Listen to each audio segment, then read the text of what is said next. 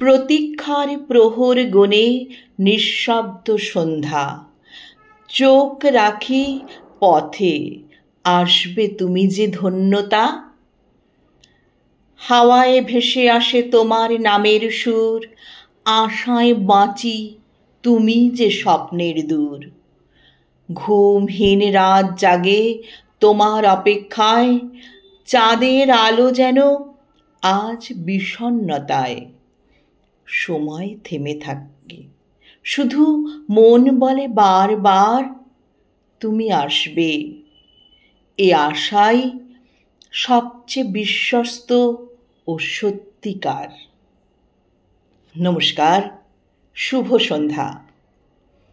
প্রত্যুষা পরিবারের সান্ধ্য আসরে সকলকে স্বাগত। প্রত্যুষা পরিবারের আগস্ট মাসের সান্ধ্য আসরের বিষয় প্রতীক্ষা।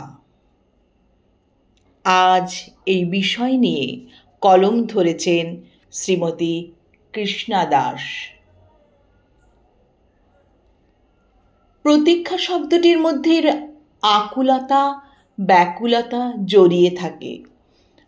যখন কোনো কিছু প্রাপ্তির জন্য দীর্ঘ প্রতীক্ষা করতে হয়, সময় যেন দোদুল্যমান অবস্থায় প্রহর কাটাতে থাকে।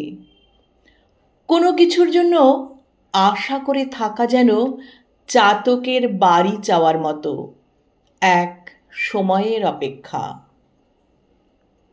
প্রতীক্ষার অন্তরালে লুকিয়ে থাকে কত আশা নিরাশার মিশ্রণ।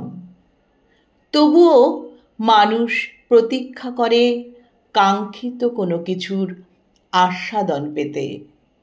যেমন যখন চিঠির আদান প্রদান ছিল, সে সময় চিঠি পাওয়ার জন্য মানুষ প্রতীক্ষা করে থাকত। এই বুঝি আজ চিঠি এলো? কোনো আত্মীয় স্বজন, বন্ধুবান্ধব অথবা কোনো চাকরির নিয়োগপত্র।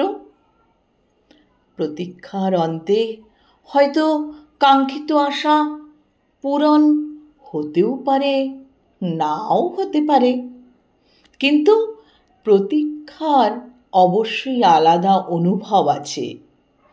দীর্ঘদিন প্রতীক্ষার পর যদি কারো মনোবাঞ্ছা পূর্ণ হয়, সেটির আনন্দের সীমারেখা থাকে না।